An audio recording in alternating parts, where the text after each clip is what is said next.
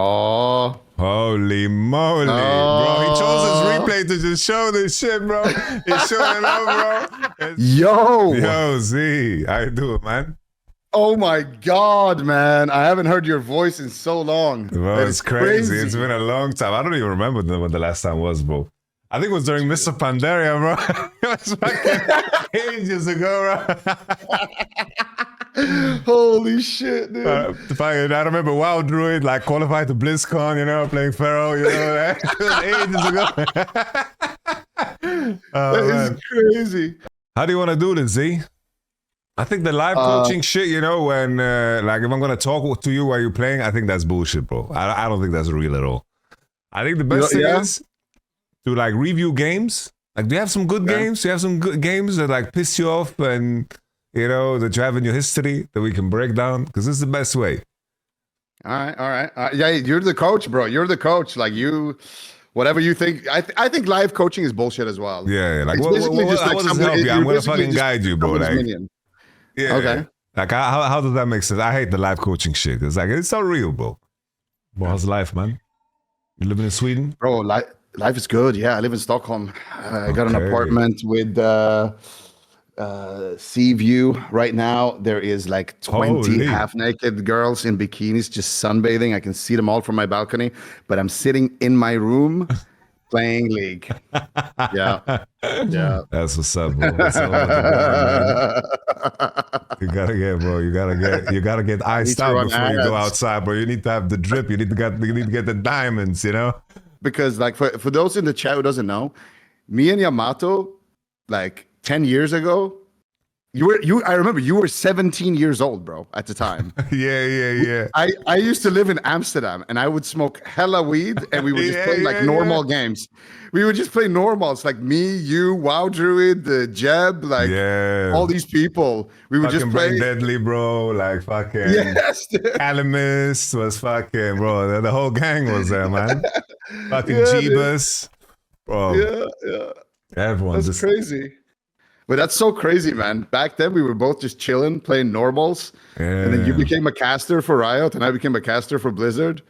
Like, that's so weird. Yeah, bro. Life is... because we didn't know each other because of anything like that. We just started playing together. Like, you were friends with some people that you were friends of Jeebus. That's how I knew you, like, in the beginning. Yeah, it was the Jeebus Connect.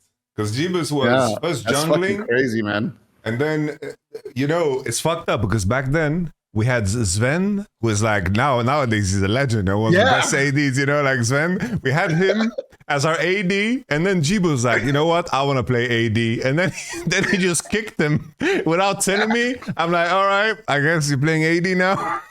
And then he turned out to be one of the goats, you know. It's like Sven, a fucking origin story, bro. It's a fucking Marvel universe. Holy shit, that's crazy. You need to answer me a question honestly. How serious are we, bro? What do you want to reach? How good do you want to be? I don't know, like Emerald? Emerald? Yeah, like Emerald Diamond. Emerald's easy, bro. You get the Emerald in no time. That will happen through volume. Bro, you need to have some ambition. You're like, I'm gonna get higher rank than Grubby minimum. Like when Grubby quits, that is like the minimum bar for what I'm getting, bro. Okay. I think I could get higher rank than Grubby. I don't know though. Grubby's a gamer. He said it. You locked it in now. You're gonna get a higher rank than Grubby. Right. It's a commitment. And Dandy as well, YOLO. And Dandy as well. Yeah. Why not? Who else? Yeah. Pirate Software if he starts. Yeah, obvious. I think I'm already higher ranked than Pirate Software. He can't go to the toilet and find a solution for the League game. You know that. I want to be higher ranked than Zaryu, and who else? And Peekaboo as well, yeah. Okay. And that's it. Easy. Oh, Peekaboo is important. Yeah, Peekaboo is important. We have to beat this guy. Have to beat this guy. Have to. All right, does this work? Does it work? Oh. The stream? Okay, I see. Works. Zaryu's in silver? Yeah, but like, he's gonna learn fast, you know? We have to maintain our distance here. Bro, we're doing the Floyd Mayweather thing, you know? We're picking up some wins to get on the board, you know? Like, we're setting up some fights. we're beating up some homeless. Right? Yeah, we're doing the Jake Paul strat, bro. Beating up grandpas. Farming Mike Tyson is in his 70s, bro. He's literally a senior citizen. Let's do it. Because the reason I ask is when I watch you play, you seem to be very relaxed, you know? Yeah. Am I too relaxed? Because maybe this is your vibe, you know? Because I feel if you intentionally locked in, you would also play better, you know? So that's why I asked the questions, like how serious are you going to, like how serious you're going to apply yourself? Because a lot of League is just about like reapplying the same concept over and over again, you know? Yeah. It's I need to be less relaxed.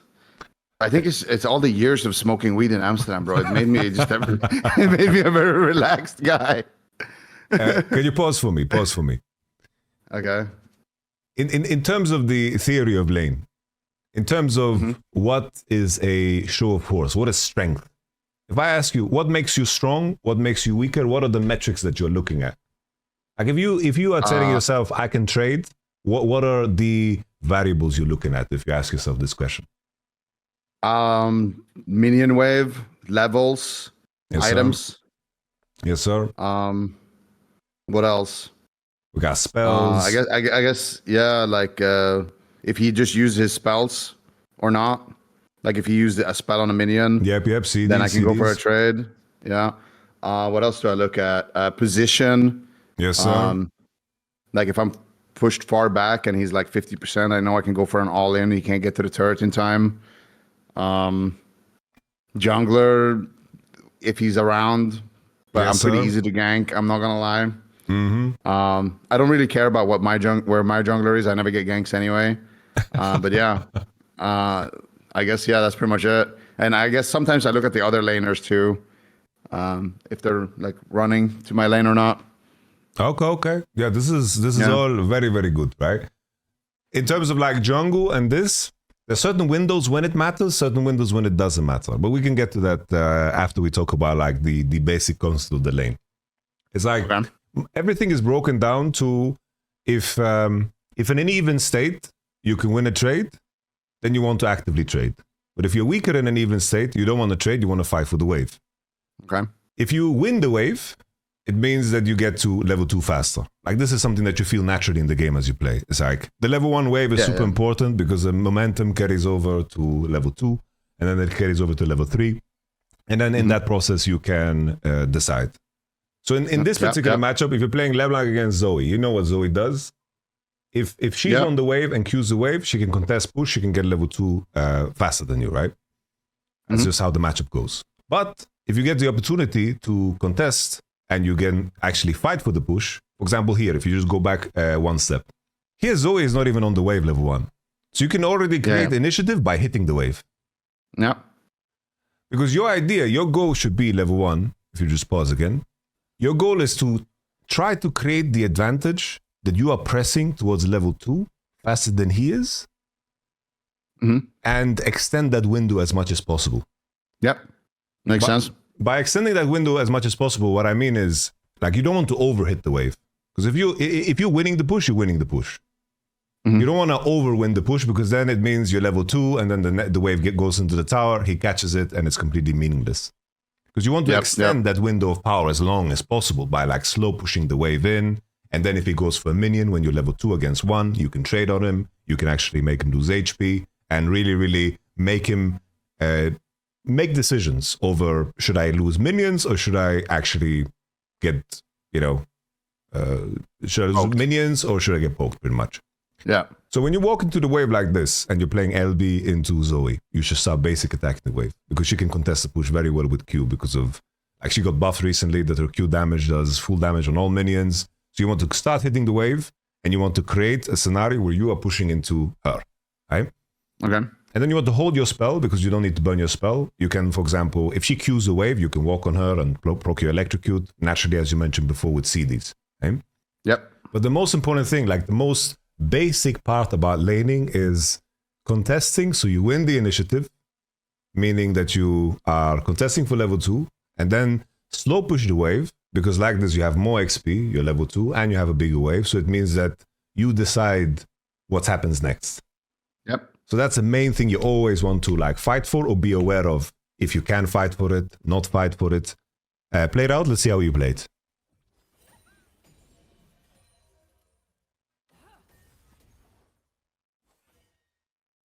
Sus.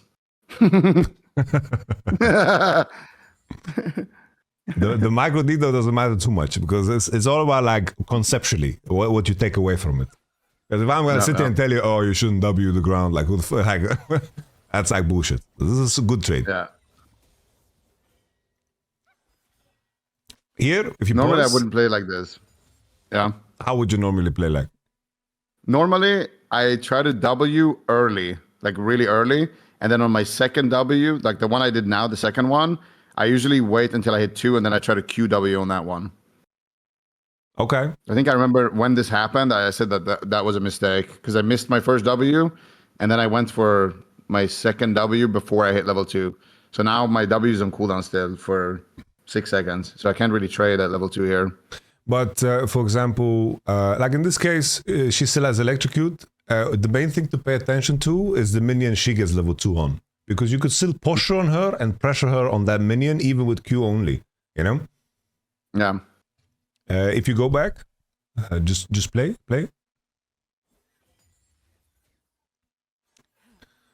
Because as you mentioned yourself, like the trade is good because you get the auto in. I think this is good instinctively, right?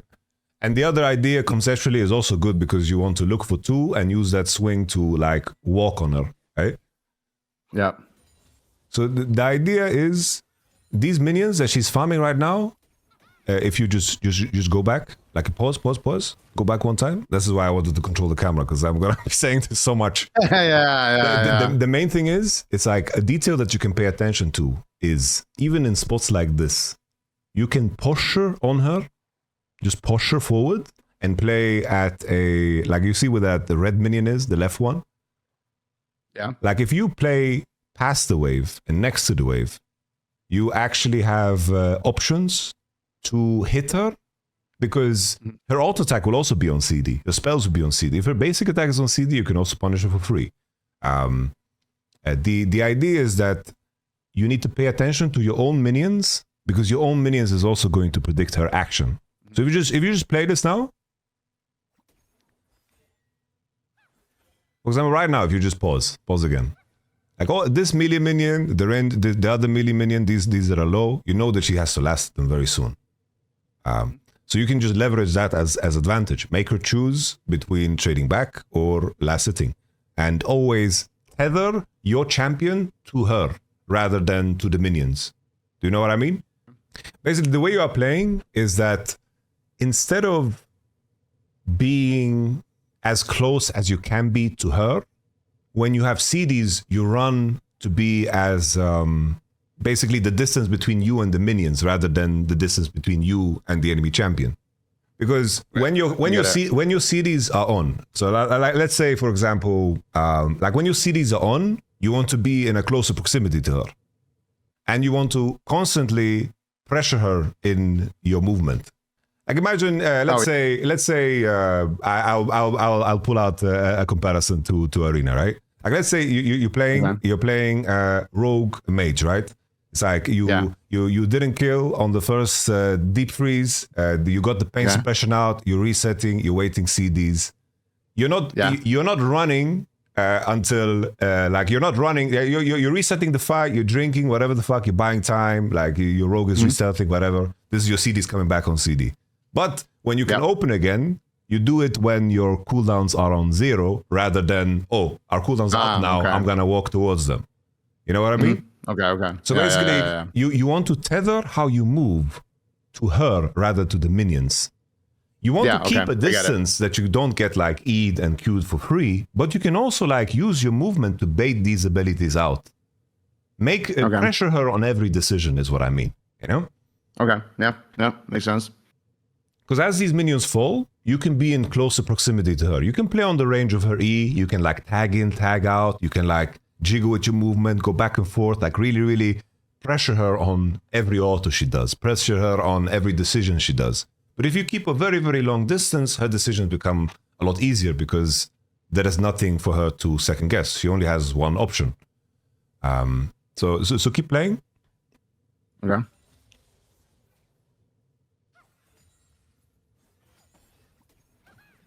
Because here, for example, she's just looking at you, right? You could have been like even in closer proximity. You could have walked on her, could have denied these minions, maybe even gotten the kill if you were closer, right? So the idea, like obviously, what I'm explaining, the people that do it the best is like a player like Chovy. He's the god of this because he manages all of these details at the same time. It's like your CDs, his CDs, like all of these things that you broke down when I asked you what is important in terms of what constitutes strength. You said position, you said amount of minions, you said XP, you said spell CDs. This is how you create a better position. You're not supposed to give up the minions. No, you're just positioning in a way that pressures her and CSing at the minions at the same time. You know? Yeah. Okay. Because like this is the easiest way for you to force mistakes out of other people. Yeah? What is your thought process in terms of what we talked about? How you can apply pressure to her now? Here, she has more minions than me. So I don't want to, if I do a trade, I just want to do a quick poke and then come back out. But here, if she Qs the wave, I can look for like a WQE and then go back. But other than that, I just want to get my last hits. If she doesn't Q the wave, I think it's too risky. If I go in and she sleeps me, then I'm going to take all of the minion damage plus her poke, and it's going to cook me. So you nailed it. I'm mainly looking at her Q on the wave. If she Qs the wave, I go in. If she doesn't Q the wave, I'm not gonna go in. You nailed it. This was the exact information. Don't play just yet. The main question you should always ask yourself here, right? If you reach points where you're stronger, if you compare inventories, in isolation, you like as champion versus champion, you are 50 times stronger. She's only stronger than you right now because she's a bigger wave, as you mentioned. So the main question that you should always ask yourself as a wave like this is approaching you is, can you contest the push? Meaning, maybe in positions like this, as she's slow pushing into you, you don't want to create a scenario where she can use this wave to crash and reset the wave state and putting yourself in a safer position because you're going to create a slow push into her, right? So in this moment, the main thing to always break down is, can I use spells on the wave and chip the wave and make it smaller so the slow push doesn't crash into me and get level 4? Or can you look for cheap poke, as you mentioned yourself? Or sometimes she's strong enough to crash the wave and you accept it, right? Yep. So in spots like this, if you came to this lane and you queued that range creep to the right, like the one that is close to you but to the right, and you W'd the wave and you thinned out the wave, because the wave is also helping her push in the wave, right? And if you use the spells on the wave, that would have been fine. That would have been perfectly fine because you're thinning out her wave and reducing some of her theoretical power, right? To crash the wave. That's also an option that you have. And then maybe through that, you can spam ping and say, Nocturne, this is an opportunity. Because you mentioned that your juggler never ganks, but I also see that you never ping. You never set it up, you know? Make it easy for your teammates, you know? Because this is a moment where you can stop her from crashing, make the wave freeze. Like when I say freeze, is the like you are in the loop on the lingo. You just stop me whenever I'm talking too crazy, okay? No, I get it. Okay. I know what freeze is. So you want to thin out the wave where it freezes towards you, but doesn't make the wave big enough for him to be stronger than you with the wave for him to be able to crash. So the balance is very narrow, right? Yeah. So if you have I just want her to have like 3 or 4 caster minions, basically. Pretty much, yeah. So if you have opportunities like this and she's not posturing, because here, if I'm Zoe, I am all-inning on this fucking, like I want to fucking all-in on this wave. Because if I don't crash this wave, my game is over. Like literally. Like she will be in big trouble if she can't crash this wave. Another detail that you can pay attention to is sometimes bad trades are also okay. If you're in a position where you're playing a champion, sometimes in a lot of cases LB is you can't contest pushes super well against some champions. Then you in this spot you having a potion and you trading onto her and making her not use spells on the wave can also be a benefit. Yeah, just trade your potion for like a trade. Pretty much, yeah. Because now your effective health is a lot higher. Your effective damage is also a lot higher. Right now, she's only sitting on a Sapphire because she has no combat power. Sometimes you can just do donkey trades because it pays off in the long run, you know? Just full on donkey trade. It might look silly, but she uses spells on you, nothing on the wave. God bless, you know, you have one out, yeah? Yeah. I'm peppering you with a lot of shit at the same time. So just let me know if it's... No. This is like, it's pretty straightforward, I think. Okay. Because I think the main thing I think about League is just conceptualizing things that you, in some cases, naturally do, and some cases don't do. What I normally, like, I would never almost QW this wave.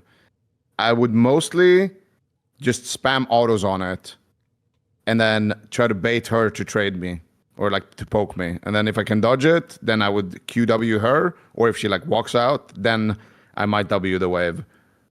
But I don't think I would ever just like walk in and W the wave because I feel like it gives her too much, like she can play too much. I almost always try to zone my enemy laner with my spells.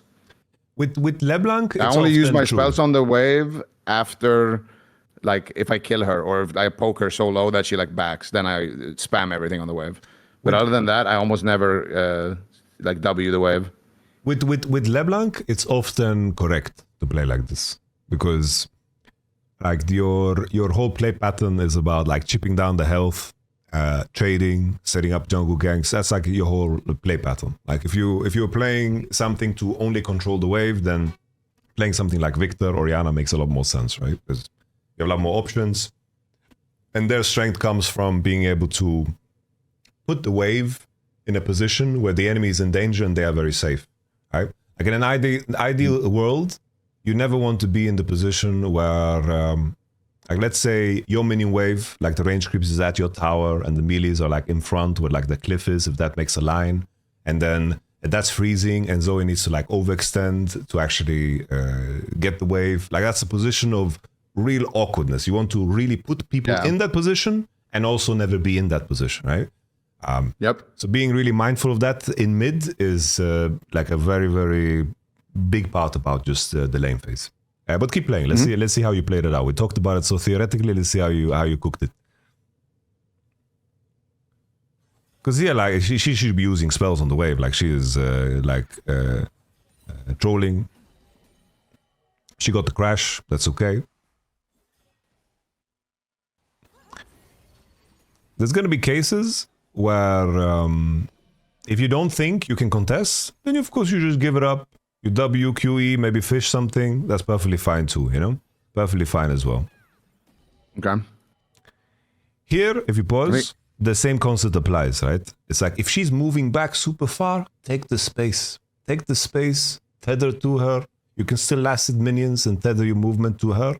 And then when she drops a Q like that and she lobs it on the melees, you can already actively trade, you know? And you can punish her. But just because you keep this distance, you can't like snap punish her, you know? Yeah. Have you ever watched like John Jones fight? Yes. I know John Jones is washed as fuck now, but you know how John Jones always did this fucking eye poking shit where he like marks people with his arm. You know? He like feints, but he doesn't really hit, but he like marks people's heads because he has like the longest fucking reach ever, you know? You're basically doing that, you know, in league terms, you know? You're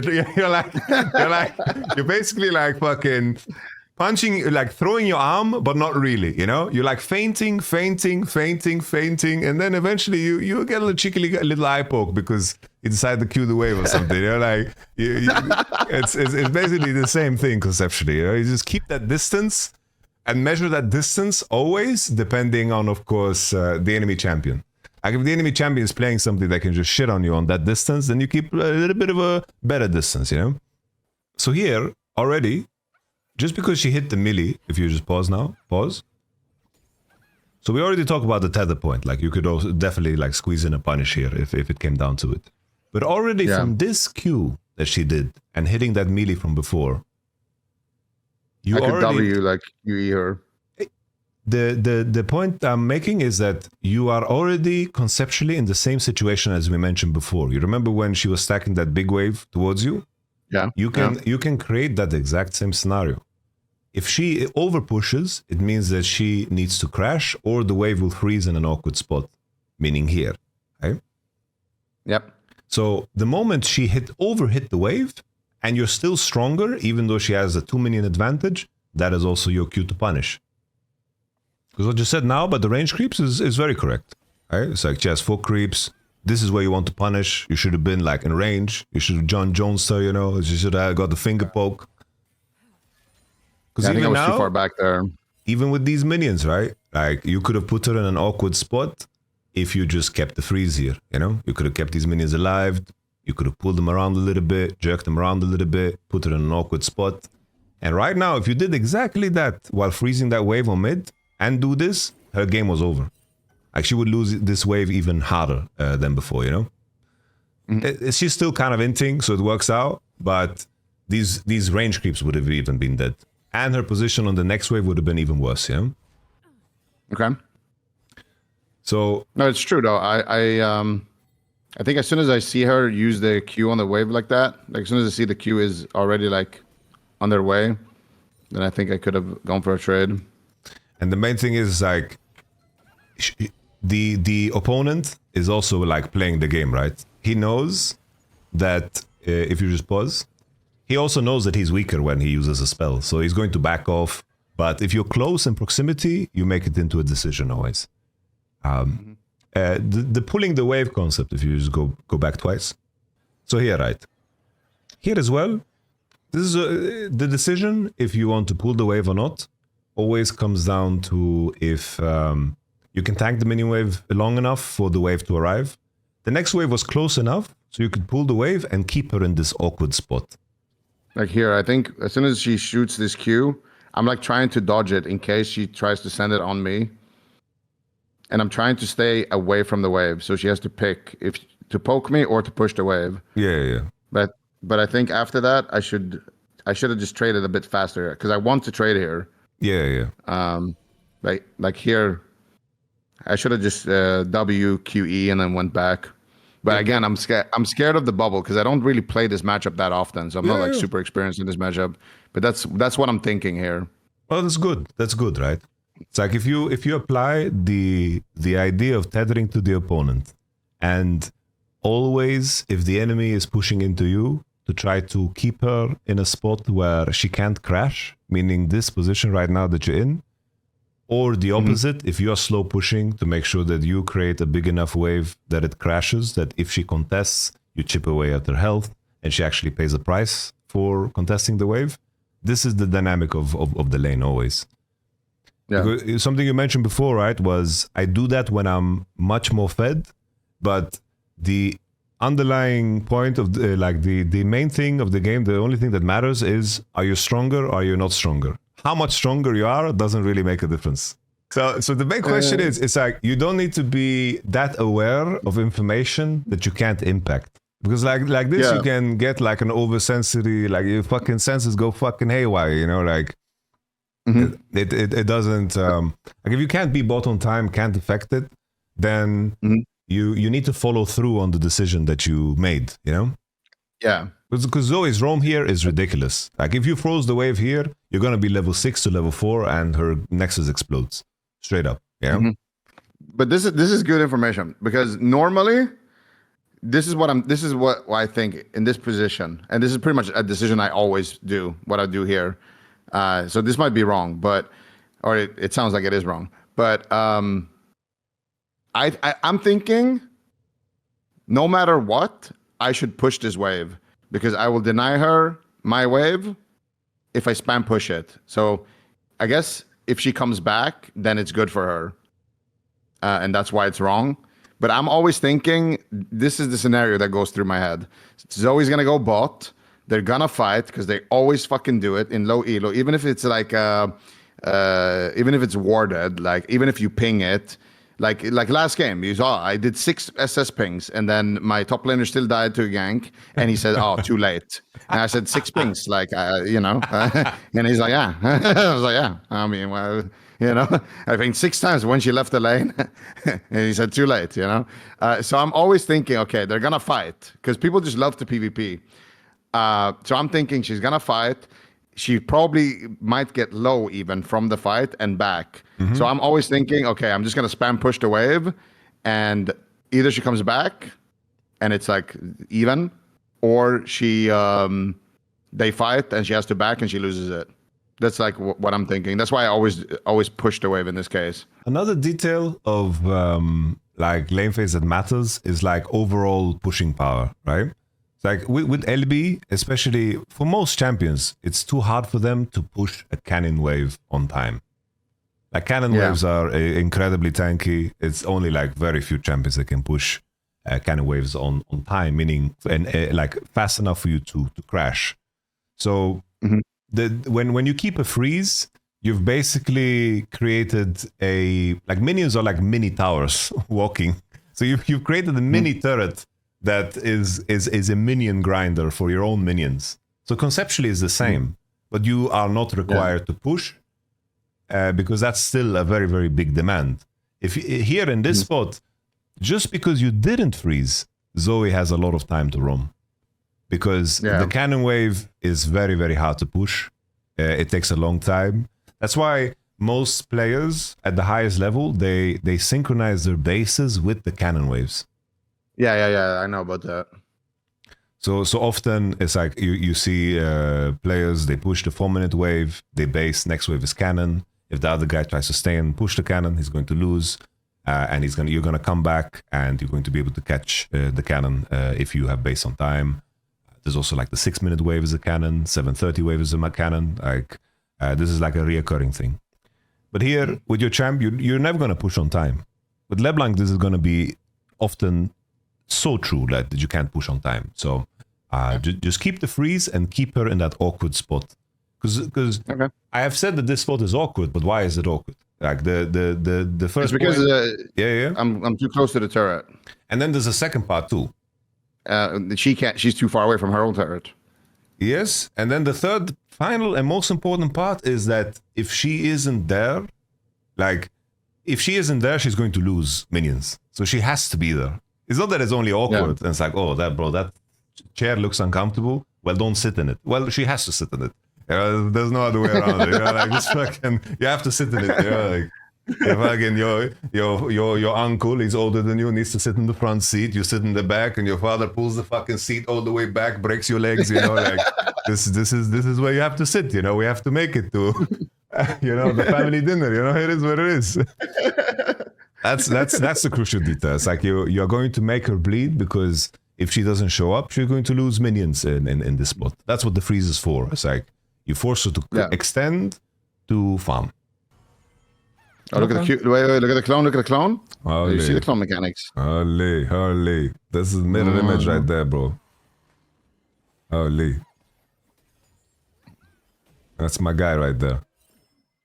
Well, that was pretty good, right? Yeah. I moved my clone to block the skill shot. Even here, how you posture was good.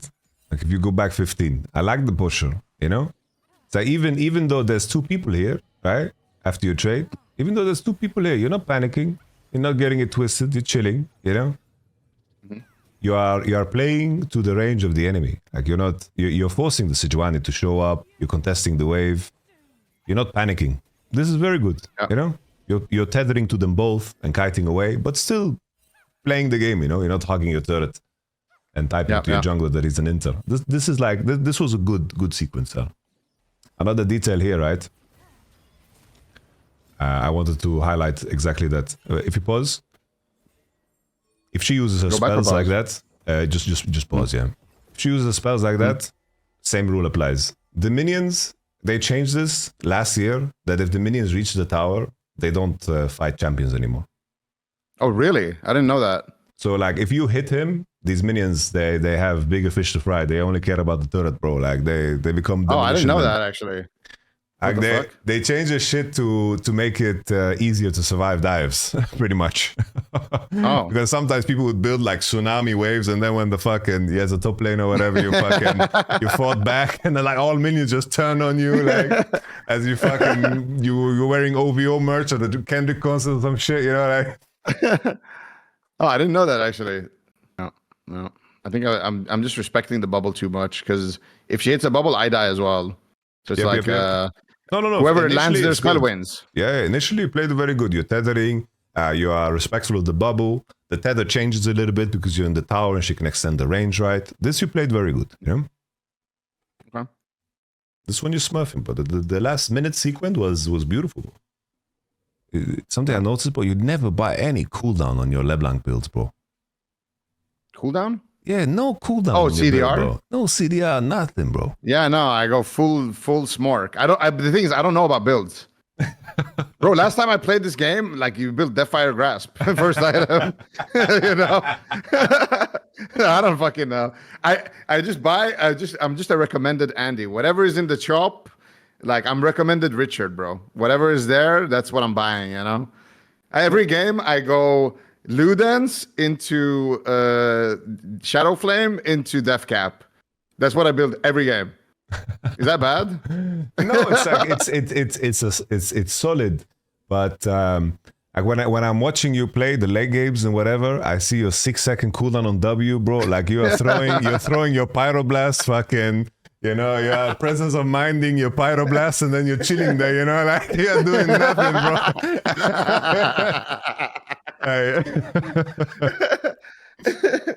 Yeah, that's true, actually. Because I think if anything, what I would recommend is like experiment with cooldown shoes. Just drop some cooldown shoes and experiment how that feels. You know, just CDR shoes. Okay. Because they implemented this fucking feat of strength things. If you get feat of strength with cooldown shoes, they are so OP. Oh yeah, they are good now. They buffed them big time. In the past they were pretty useless, but the current ones are pretty damn strong. Bro, League. If you just pause. League is like playing fucking random generated Elden Ring, bro. Like that's how you have to view it. I swear. It's like you don't know what kind of fucking teammates you're gonna get. You don't know what fucking enemies you're gonna get, bro. You are in the wild. It's like when you are in the game, you are inheriting every problem every person is going through on that day, you know? Maybe your jungler, he didn't sleep well, your support, his girlfriend broke up with him, your AD like stubbed his toe. Like, we don't know what the fuck is going on, you know? Like, this is what you're agreeing to when you queue up for League, is you're agreeing to play with 9 fucking potential psychopaths. And the faster you come to terms with this, the better prepared you will be, you know? You gotta keep your ping on maximum CD, you gotta give them information as early as possible.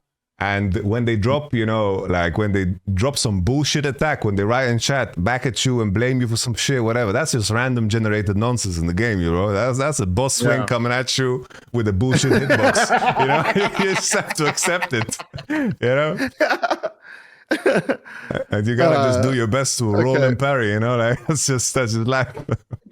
No, that's true. Actually, I could pre-ping it. That's actually so true. Yeah, because you could have gotten like a solid days of maybe 12 pings in, you know. maybe we would have saved them, you know. Like, who knows? Probably not, but yeah. Who knows? They don't listen, but it's true. It can't hurt. It can only increase my chance of not getting my laner inted. Because in the end, that's what League is, you know. Like that's what League is. You're trying your best to increase your odds in every way possible. You know, it's like. We're looking at the detail of you getting a better trade into Zoe. That maybe increases the chance of you winning 0.1%. And we're trying to find like a little efficiency everywhere, you know? Here you could have just hard pushed the wave and walked maybe into top side, you know? Because maybe that cannon is in danger. Maybe there's a counterplay.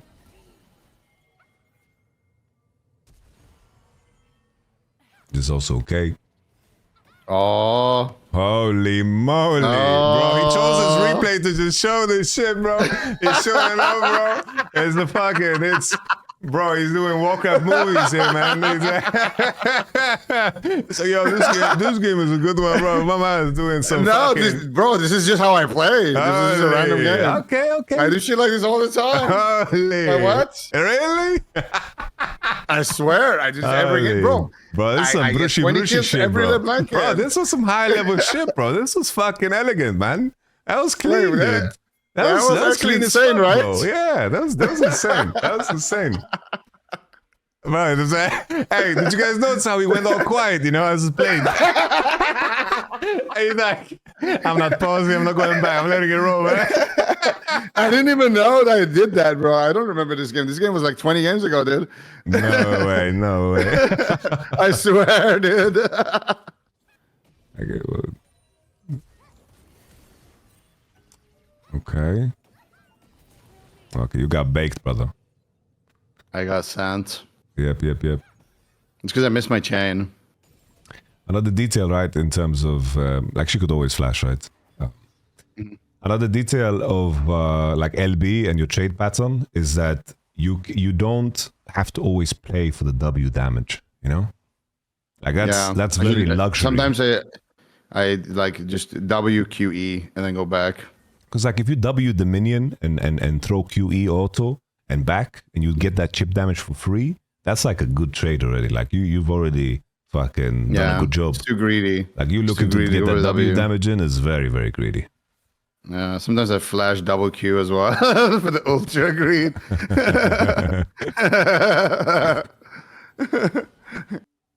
But this right here, it can give you a false sense of security. Just put it a little bit up, further up, you know? Because then you can like spot them crossing into river. No, like deeper into river. Oh, here? Yeah, like a little bit to the right. You see where that fucking triangle crack in the river ends? Yeah. No, like the dark like part. Here. Yeah. You can put it like there. Then you spot more in the river. You can take it easy, you know. Right. Okay. Shit like this is really good because I don't know. I really don't know where the things that I struggle with the most, I think, is what to build, where to ward, and when to swap to sweeper. Okay. Those are like the main things that I feel like I have the biggest issues with. Okay. The easiest thing I would say is to keep green ward and just place wards that are generally like good. So the wards that are generally good is just wherever there's like multiple crossings. Because something that you can do with LB, for example, if you have prio, you can just like W over the wall on top side. If you just look up, you can like W over the wall to the right, this like mid lane wall here, and then put a ward there, and then there's a crossway, right? There's like four paths to cross and the way to enter into river. And like this, you also keep your top laner safe from like long ganks from this side too. You also keep your bot lane safe. Like these things add up. With LB, sometimes if you have like a big tempo window, for example, in that moment when the moment when Zoe and Sejuani killed your Nocturne on Drake, and you chose to do your beautiful outplay, like in that moment, if you pushed and then you like W'd and put a deeper ward, this can also make like a big difference. If you can put wards that keep you safe and also give information to your teammates, this is like the best case scenario. So like, yeah. Would it be better to ward here, here, or here? Like putting a ward on that on the banana bush is a good ward. Yeah, it's a great ward. It's like sometimes people. This is the banana bush. Yeah, that's the banana bush. You can see it's like it was like a dick bush, you know, like it's just right there, and it's like, you know, it's right there at the dick root, you know, like, and you have the wall right there. What about warding the chickens? Because Forbidden tells me to do that early. Well, you can, at the beginning of the game, it's good. Like if I push the wave really hard, I can ward the chickens. Yeah. And then you get like early vision of their jungler. It's conceptually the same thing, right? It's like you are you drop in a ward. Like you can even go and drop that ward level 1. You know, like at 115, you can go and drop that ward. And then your team will know which jungle path he takes, and he's going to end up on bottom side. And you can ping the jungler the entire time, and maybe they live, you know, you can pray. Because that's also like an additional detail. It's like if the fight is already happening on top, you rushing into top is only for the purpose of diving. And if you go into top side with the intention of going top, at that point, you're not going back into mid, you're basing. Because you waste too much time walking. You know, way too much time walking. So here they got double killed by Zoe. Yeah, this is how she got fed. Because if we go back, right? Because you actually could have prevented all of this, you know. So here, if you're committing, like legit, just commit all the way. So I should have just kept going here. I think so. I thought like the play was dead. I thought they were gonna back. Because it's conceptually it's tricky, because what should happen here is that you should take over top and completely fuck this cannon up.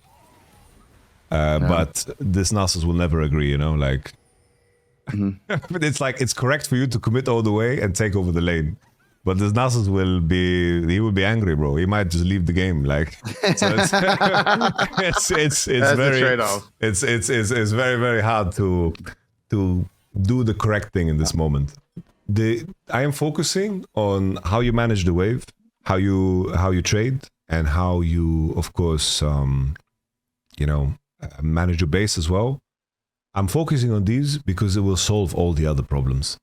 You know, her roaming and getting a random kills usually because you didn't take the trade opportunities, didn't take the base opportunities. You know, it always bleeds into one another. Yeah, it's like a chain effect. Yeah.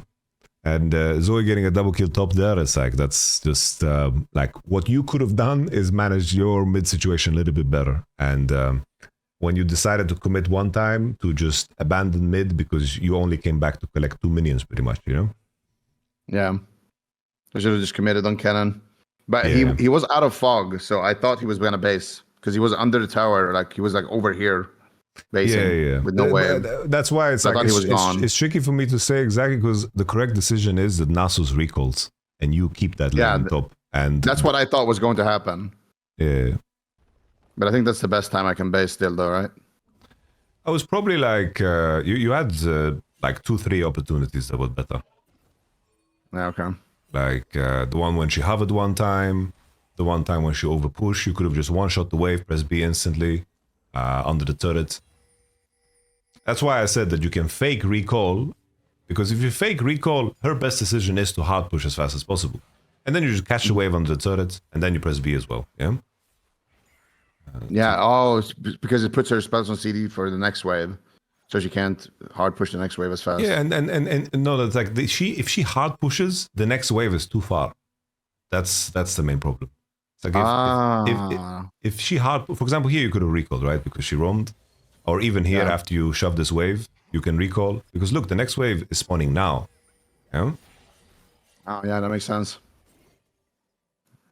So it's like, if you fake recall, she feels pressure to push because it's the correct decision to do. You mind game her, you push, you take the wave, GG. I just saw like she missed bubble, and I knew that their jungler was here. I thought it was a 2v2 here. Yeah, the Poppy just came in and pressed W on my W, and then just got banged. Bro, the Poppies you're playing against are so goated, like. Well, yeah, I know, right? They're insane. But this is some carrier shit right here. He was in the bush, ready. He used Fog of War perfectly.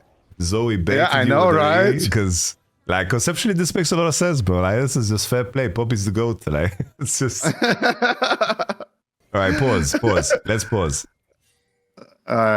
You opening top. You're talking to chat right now, bro. You're talking to chat right now. I know. I remember when this happened, I was like, bro, there's no way I should be in top. I remember when this happened, I was like, bro, Dragon is up. I think this was like an important Drake too. Wait, how could I see how many Drakes we have? I think them on the right, bro. They got 2 right now there. There you go. Yeah. No, they're right there under the gold.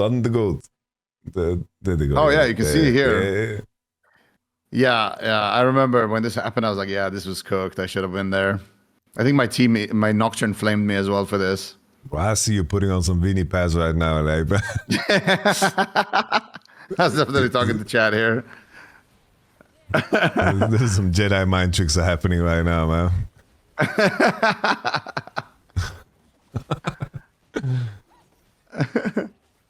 You know, that's why I said at the beginning, bro. I think if you focused, you would get Emerald insta. By the way, insta. I'm telling you, you would insta Emerald Diamond if you like focus. But I understand, but you gotta fucking, you know, the homies in the chat are there to watch your game. You're hanging out, so speaking with them, you know.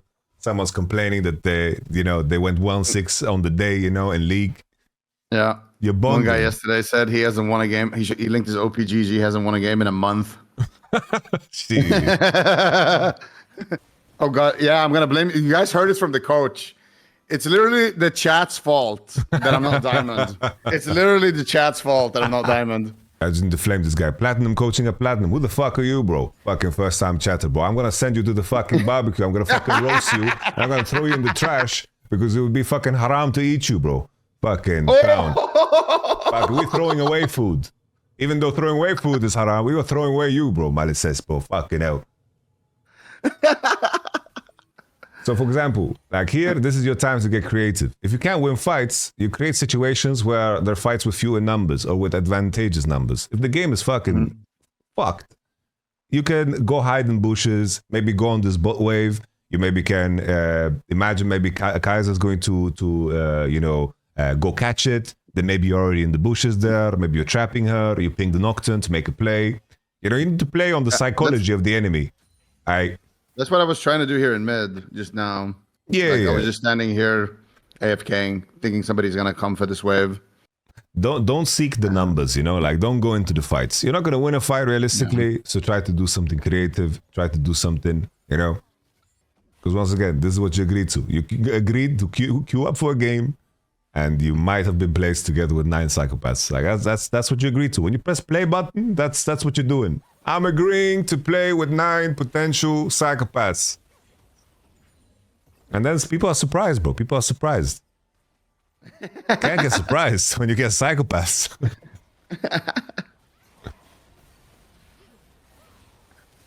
Because if you're aware of this, you keep yourself sane long enough to never become a psychopath. Because that's where you lose valuable LP, you know? This is a cheeky one. I respect this, but this is a cheeky one. Good shit. But this game has exploded, bro. This is... there's not much more for this one. All right, so where to now? You said Febiven coached you. What are the concepts you're applying from Febiven? Are you applying the teachings of Febiven when you're gaming? No, he became worse after he coached me. Like, he started losing LP. He dropped out of Challenger. He started getting worse after coaching you. Yeah. What? Yeah, I'm pretty sure. Like, don't queue up after this, bro.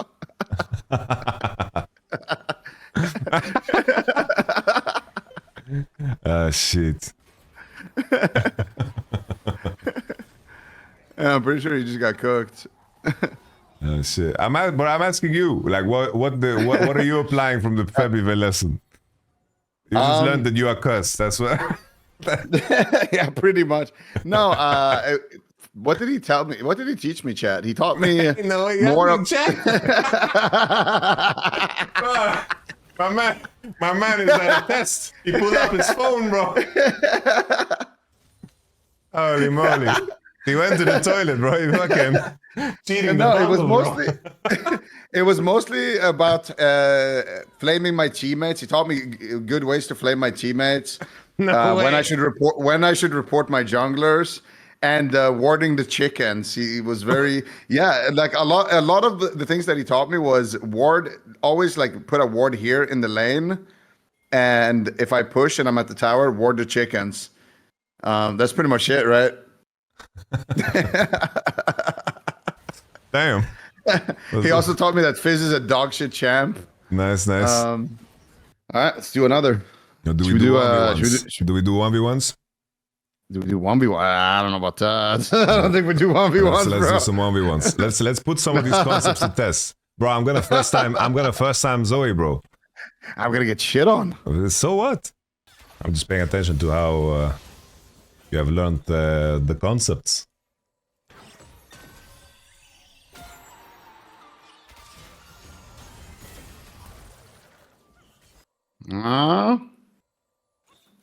Oh, nice punish. You are paying attention. Good. This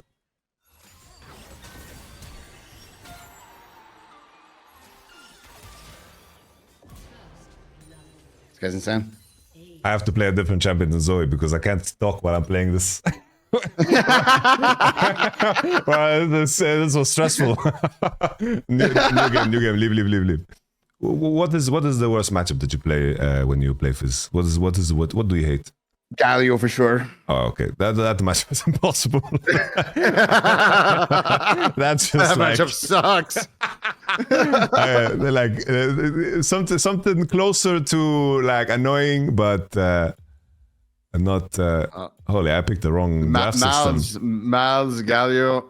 I will pick Akali, because the funny thing about Akali matchup is against LB, if I can R your W and you are not allowed to run the other side, then you lose. But if you can, then I can't kill you. That's how freaky this matchup gets later on. Here you can even dry W to just get the electrocute auto proc in, you know? Mm-hmm.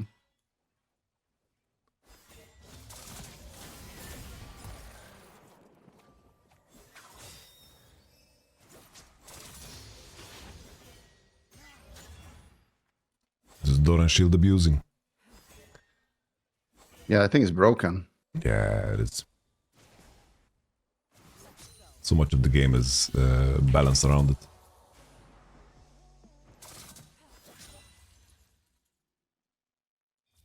Even here with LB, if you time your W there.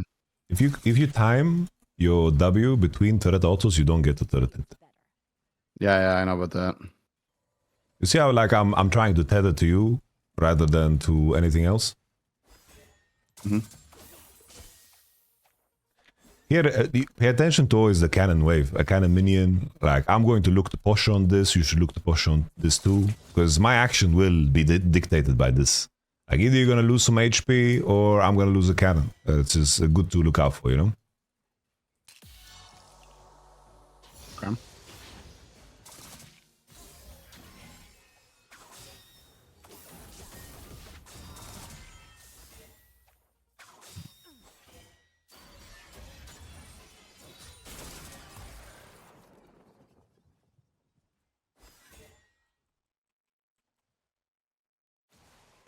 So I'm like pulling the wave just to fucking put the wave in a position where it's like awkward.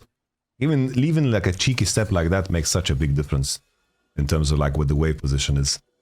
Because the next one is too close and I'm very, very happy here, you know? Are you gonna back? Why am I backing? Because of TP. Oh, there's another crucial detail. And there's a cannon. Yes, sir. This should match my base. yeah. I should have. Yes, sir. Now with this wave that is coming, what is the plan? No, I missed it. I missed the E. I didn't see you hit 6-2. I still had flash. TP. Yeah. But with the wave. Fucking you went for the Hail Mary. I respect it because like you conceptually it's a good thing to look for the 6 over my 5 angle. Like conceptually it's fine. But as like in terms of how you want to manage the wave, that part is like crucial, you know? Like you can chip away at my HP there, you can trade, and then you can let the wave slow push into yourself. You thin out the wave just a little bit and make it awkward, because you never put me in the position where I am forced to crash the wave. In some cases, what I am doing intentionally is that I am baiting you to W me onto the wave. Just so I can keep the wave in the position in front of my tower, you know? Yeah. Sometimes, when the wave is bouncing, focusing on my HP is not the most important thing, you know? Only if you get like a giga trade and you can push me off the turret. But sometimes putting me in an awkward spot is more important than anything else. Let's say I killed 6 minions and the window where you have a level 2 advantage is much smaller, right? Because only one more minion needs to die. For me, being in that state where your advantage is shorter is better as the one that is disadvantageous. Because I'm in a position of being in a disadvantage for a short amount of time.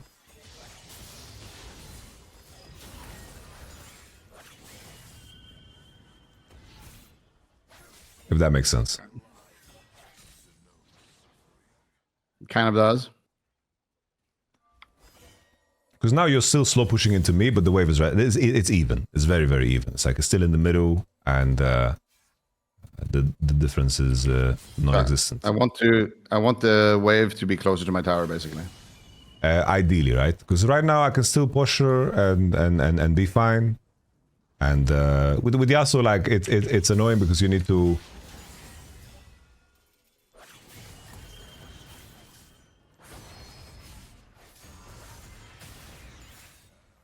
It's a little bit annoying because like Yasuo is actually like strong level 1, 2, 3.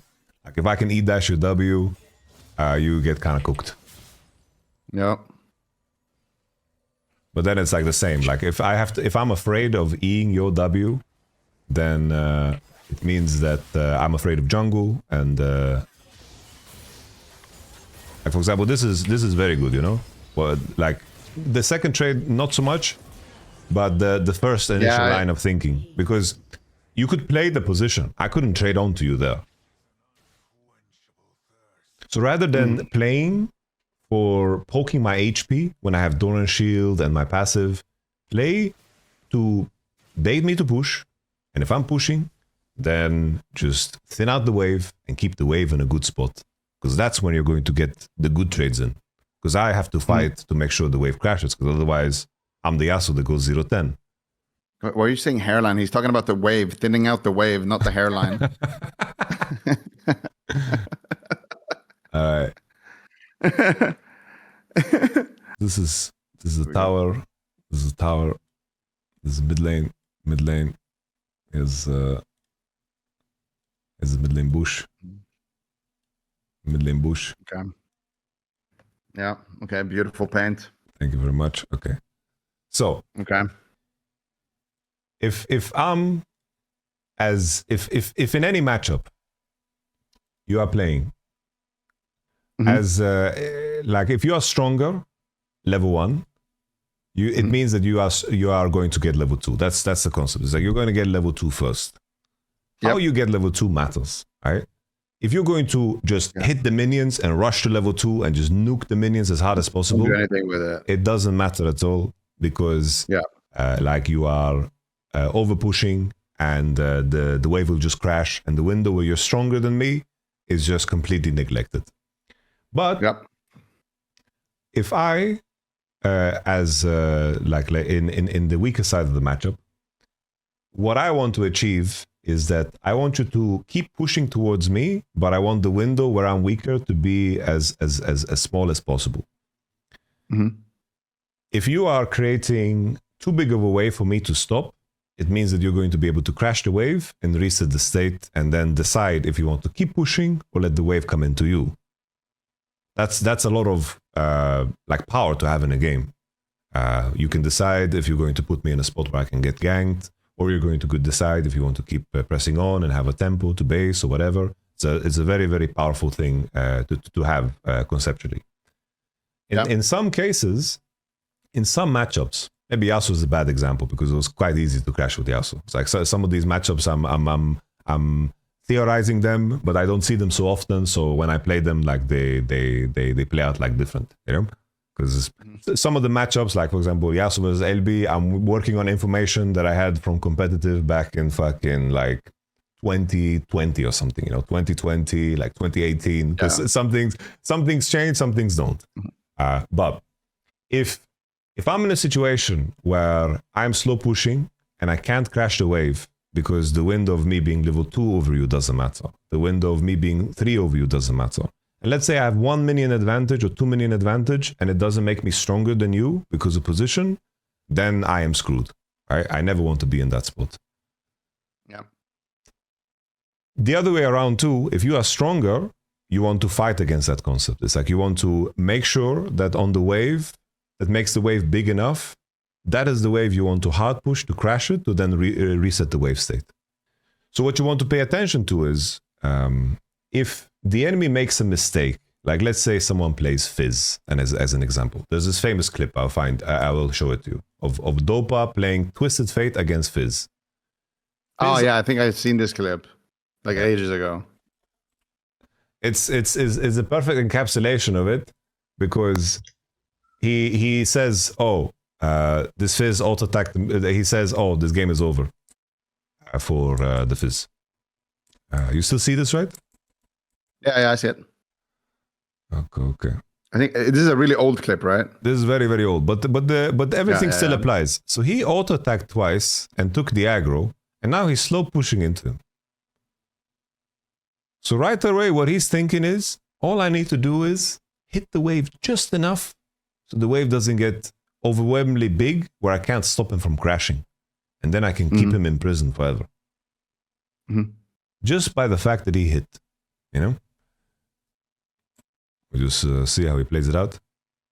So he says, only lasted to the minions and don't hit Fizz. I was hitting the wave and I queued the wave. You were focused on harassing me, but I have Dawn and Shield, Second Wind, I have Shield. Like, you're not chipping away at my HP. But you made the wave state better for me. You know, as an example. Okay. Here he makes a very specific point out of not hitting Fizz. Because if you hit Fizz, the, of course, the fucking wave will push. This video is fucking good, by the way. Like, this is a really, really good video. As this video explains it better than I'm doing here on the fly. You get some cheeky autos in. Sometimes chips away. Here he goes for a punish because he saw the melee dropping low, right? And he thinned out the wave at the same time. Yeah. It's very important for him to... And that's going to crash. But he's level 2 or he's level 1. He can't do anything with it. Here, the main thing what he does is, this is like a thing of art. Because he lets the melee minions crash, but he pulls the range creeps. Yeah. So, yeah. He uses the range minions to freeze. So now, what can Fizz do, bro? He's not fucking last-hitting these melee minions. He's cooked. He's completely cooked. And this is what we want to look for, you know? Especially against the melees. The melees hate this position. The melees really, really hate this one. If you play range against range, in most cases, them having this advantage, it should mean that they should be able to crash the wave. But it means that they extend themselves. But if you are stronger, like in that game that we looked at where you killed the Zoe, right? If you're stronger, even with them having a minion advantage and you're matching XP, this is where you can look to punish really, really hard. Because their next action is so damn predictable. Very predictable. I can speak about League forever, you know, but I don't want to tire you. I don't want to bore your stream. I'm not tired, bro. I'm having fun. Chat, are you guys having fun? Can I get a 1 in chat if you're awake? Yes. Loving it? Yes. No. Hell yeah. Yeah, see, they're having fun. I saw Yamato's the man. Okay, there was one no, but like he was just being an edgelord, no? I'm gonna climb to silver tonight for sure, see? Yamato's the GOAT. No, Yamato, you are the GOAT, actually. I appreciate that, bro. It is a lot of info, but it's like good info. And I feel like actually there was a lot of things that I didn't know. Like that if you're under the tower and you hit the other guy, the minions don't attack you. I had no idea about that. And I feel like that's a big thing. Oh, yeah. No, I think the biggest thing, if I break it down to 3 things, is tether your position to the opponent so you can punish them when they int. That's like crucial. Because if they throw spells, you need to be in their face and like punishing them, you know? It's like the equivalent. There's the John Jones. Yeah. You gotta John Jones them. You gotta mark them, you gotta feint, and then like if they drop their guard, like they're Cody, you know, Garbrandt, and they're swinging their hands for no reason, knock them out, you know, like punch them in the mouth. And then don't be stressed about like enemy mid laner moving. Like make the right decisions too. Your decisions are happening much further ahead of time, you know, like you're making a decision over the next 1 minute in most cases in terms of how you manage the wave. If he decides to drop a freeze and walk bot, like he can go fuck himself. Like you're gonna carry that game if he goes bot, you know. You arriving late doesn't make a difference, you know. It just you're not like Makes sense. Like you're not like the police coming to investigate, you know, what happened on this crime scene. No, my bot lane inted, you're making some notes, you know, and then like the fucking the villain bases and fucking spends all the money he stole, you know, like that investigation doesn't give you anything. That's another crucial. That makes sense. But also the bottom line, I think if you focus, you are getting diamond in no time. Like that's a hell of a thing too, you know. Because I think streaming on the clone jukes. Yeah, that shit with the bro. Like I think because when you're streaming, it's very easy to space out. You know, like playing and streaming at the same time. People fucking underestimate how difficult that can be. You know? Yeah, it's true. It's the chat's fault. And especially like when you're playing a game that you don't play super much. I'm sure if like you're playing 2v2 arenas and you're fucking, you know. Yeah, that's the thing. I'm used to playing WoW. I just autopilot. Yeah, you don't have to fucking think. If I fucking you just drop into arena. You know, everything is just automatic. Everything's muscle memory. With League, it's like a little bit more active, and you can goof yourself. It's like for the other guys that play League Parma and then stream, like everything is just automatic for them too, right? It goes both ways. Yeah. Where would you say mechanically my LeBlanc is? Like, if we remove decision making from the equation and we only focus on the mechanics, where would you put me? I'm not gonna be disappointed if you say like it's only like Grandmaster level in Turkey. Like, that's fine, you know. I think, you know, on the deep nuances, that you did some cool shit. You know, you did some shit that even the best LeBlanc players don't do. In terms of like, I think the main thing that is missing is like you have a good grasp of what LeBlanc can do, which is really good. I put that shit on like a master level. You know, it's very, very good. But what's missing is your understanding and your relationship with the other champs. Because I don't know how many times I saw Poppy W blocking you when you're trying to Batista bomb them, you know, with your fucking no CDR build. I don't know how many times this shit happened.